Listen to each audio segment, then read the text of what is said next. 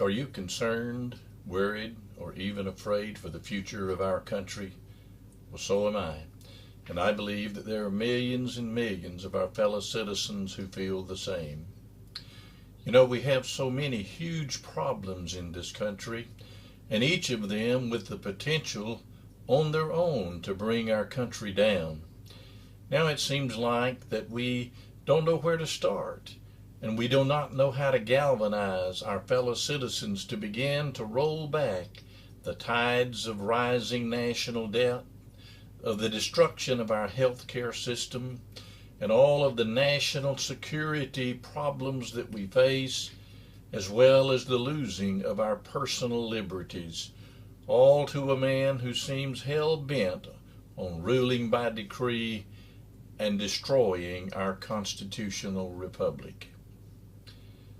There is another huge problem, though, that I did not put in this list that is intertwined with all of those other problems. And so it seems to me that this might be a good place to start, to roll the tide back that seems to be engulfing our country. I am talking about, as you see on the board behind me, the great illegal immigration debate. Now, before I get into that, I want to take a minute to tell you about who I am and about this video.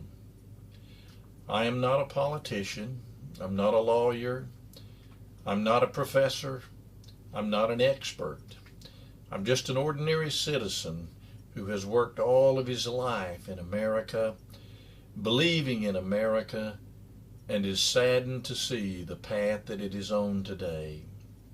I want to do all I can to help to restore America to greatness. Now, many times when you look at the internet and see videos that are there, they have all kinds of dazzling special effects, both of video and audio, and quick action from this scene to that scene and so forth.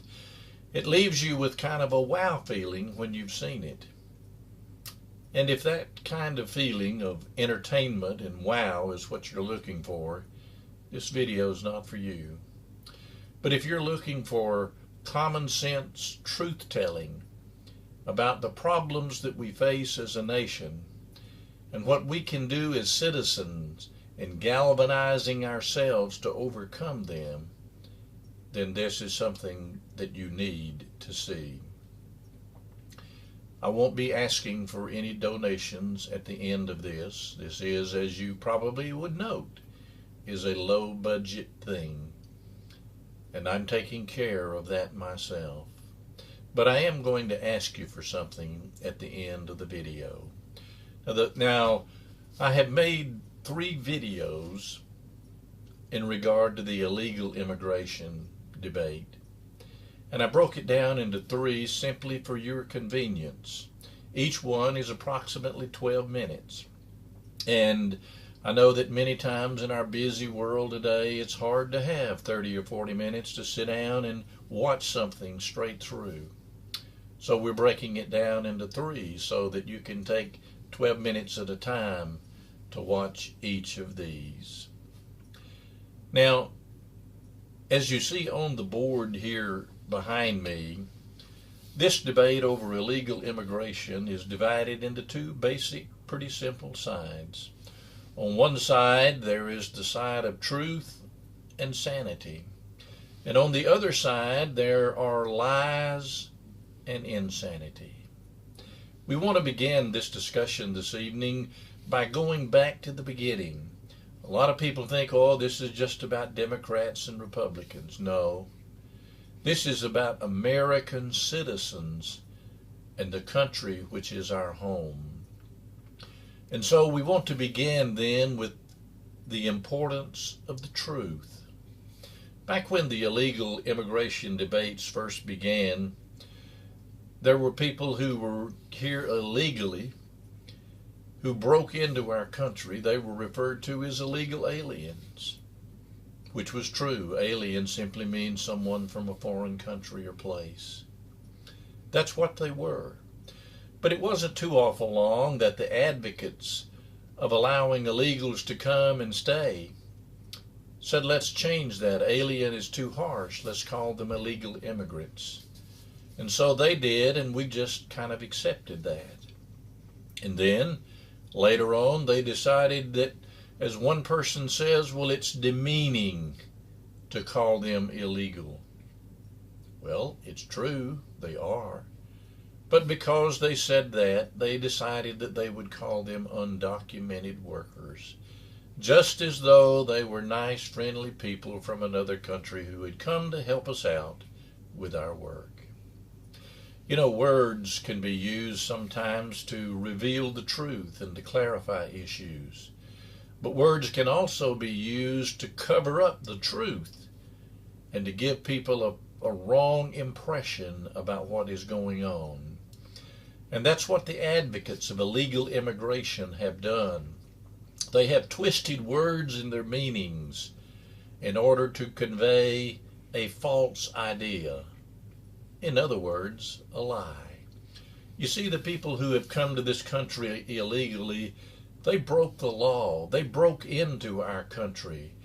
And most of them either stole or forged or bought documentation that was false in order to be able to be here and to get a job that an American might have gotten had they not done so, and to reap the benefits that are given by American taxpayers.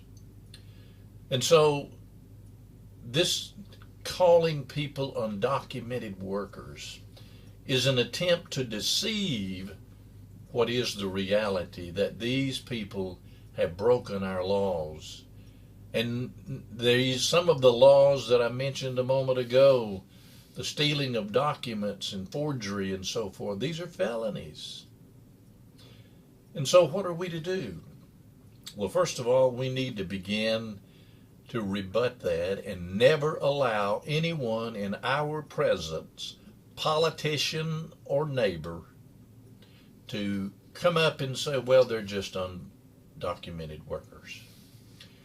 When they do that, we need to always respond with such as this. Oh, you mean the people who have broken our laws to get into this country and who continue to be in violation of the law and have taken all kind of benefits from the American taxpayer and various things of this nature? We need to speak the truth. And after all, that's sanity. But the left, the advocates of illegal immigration, they speak lies. But not only do they speak lies, but these things are insane. With 9 million people out of work, and maybe 50 million more who've dropped out of the workforce, does it make sense that we want all of these new people to be given status so that they can compete for the jobs that American citizens deserve to have the opportunity to get? That, my friends, is insanity. Now, the second thing that I want to talk to you about in this video is, as you can see on the board up here, is the picture of a little house. And this little house represents the houses of every American citizen and every person living here, all the little houses and big houses across the United States of America. Now, we know that there are many houses that are big and fine mansions and others are lowly shacks. But there's one thing that all of these, or nearly all of these that are inhabited, have in common. If you look at the front door, the outside doors, you will find a lock on the door. And the lock on the door of the house helps to define really what this debate and this discussion is all about. It is also a golden opportunity for us to educate other people about what is going on. For instance, if you're with someone at work or at school or pumping gas or in the grocery store, just ask them off the cuff, do you have a lock on your door?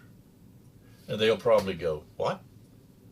And while they're kind of staring at you, ask them, do you believe that it's a good thing to have a lock on your door?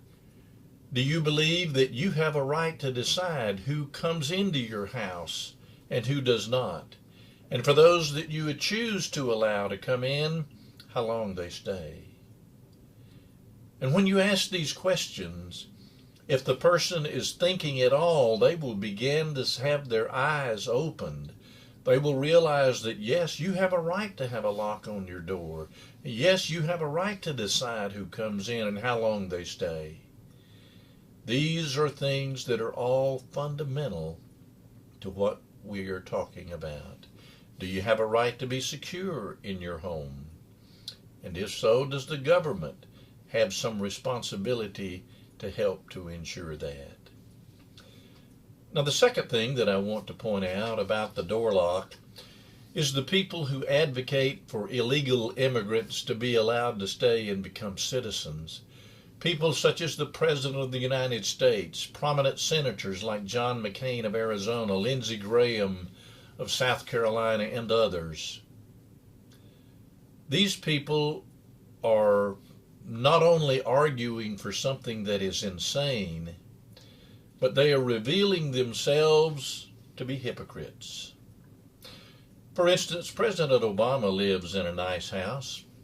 You think there are any locks on the doors in the White House?